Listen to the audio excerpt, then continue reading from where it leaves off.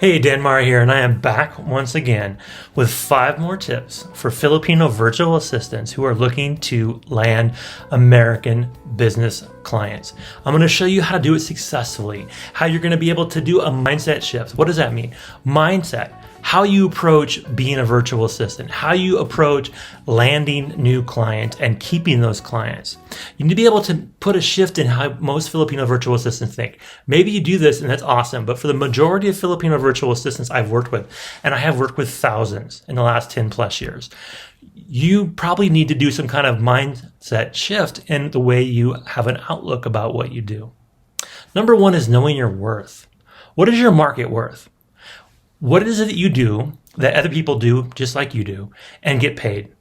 Are you getting paid as much as, if not more than they're getting paid? Do you know where your market value is? I tell every Filipino VA, never take a job for less than $4 an hour. If you're working for less than $4 an hour as a virtual assistant, you are being underpaid.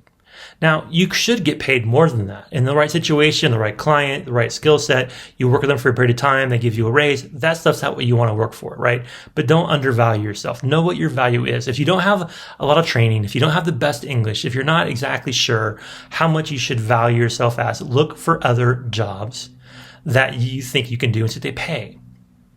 So that when you do accept a job, it's in that market range. Number 2.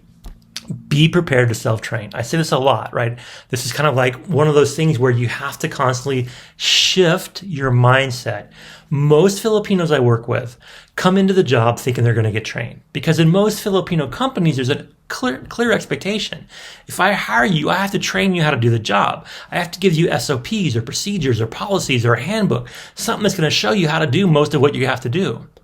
That's not the case with most American companies, especially small business owners, entrepreneurs, people that you may be working with that are doing it themselves, and they need a virtual assistant because they're too busy to keep doing it themselves. You're going to have to be able to self-train. When they give you a new software to learn, you're going to have to go to YouTube and find an expert talking about it, or go to tutorials on that software's website. If they give you a new strategy to implement, you're going to have to figure out how to do that. If they're going to ask you to do different kinds of research, you're going to have to go out and figure it out yourself. You're not going to get a lot of structure. If you want a structured job work in a big company, don't be a virtual assistant, because virtual assistants are freelancers, not just in how they work for many clients on their own, but because they have to freelance a lot of their learning. Important tip. Number 3, you have to be the one to initiate the conversation. This is a big mindset shift for a lot of Filipinos.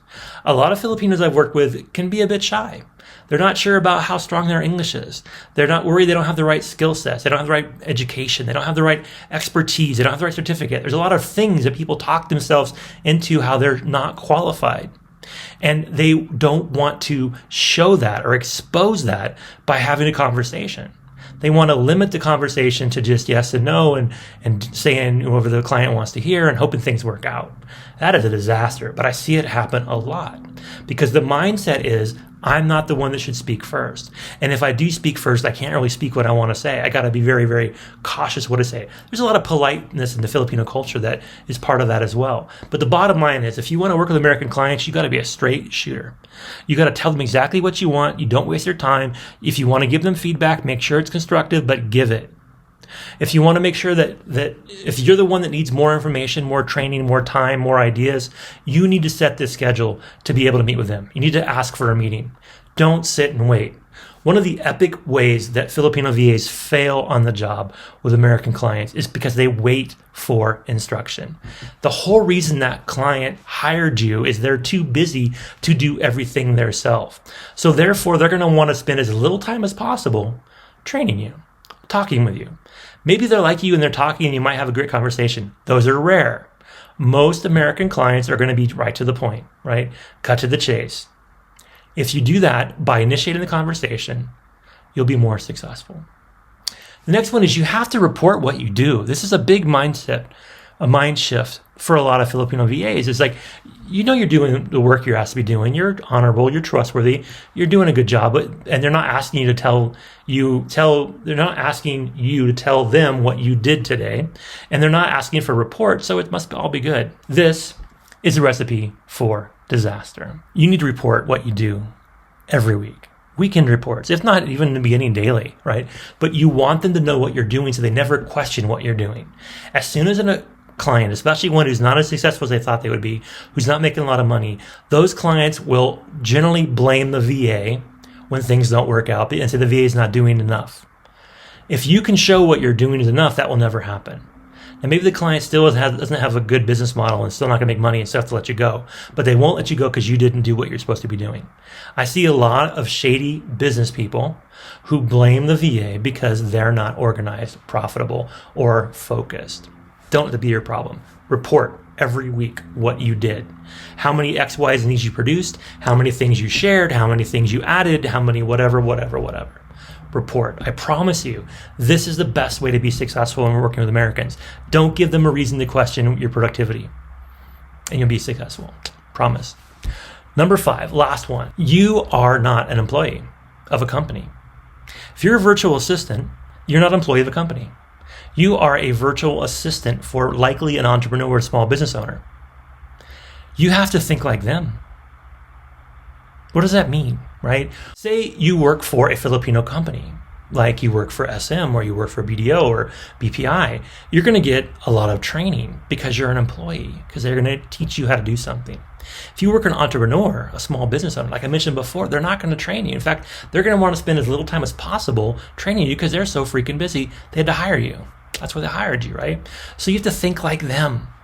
Now, you as a virtual assistant are already being entrepreneurial, right? You are looking for a job outside the mainstream way to find a job. You are looking for a job that requires you to take some initiative. Keep doing that and keep thinking about all the things that the business owner, the client that you're working for has to do to run their business. If you're able to think like an entrepreneur, you'll be able to start identifying opportunities and identifying risks and giving them feedback that will help them grow the business because you're thinking in the same way they're thinking. This is the key, perhaps the biggest mindset shift that Filipino virtual assistants have to make to be successful when working with American business clients, especially smaller businesses. Everything you do to get and keep a job in the Philippines for any kind of traditional company is the exact opposite of everything you do to be a successful virtual assistant for foreigners, especially for Americans. Your traditional resume, your traditional way to get certification and training, the traditional way that you get onboarded, the traditional way that you get trained to do the job, the traditional way that you're held accountable for what you're doing and what you're not doing, the way you're disciplined, the way you're given feedback, the way you're promoted, almost none of that will be the same. Make the mind shift. Think like an entrepreneur and you will be successful. So that's my talk for today. I hope that helped. That's 5 tips on how, as a Filipino VA, you need to do a mindset shift away from the way most Filipinos work in the Philippines to the way most Americans run their business in the US. Big difference. Get ready for it. So hopefully that helped. Feel free to drop any comments you have below. If you have not already done so, please subscribe to our YouTube channel.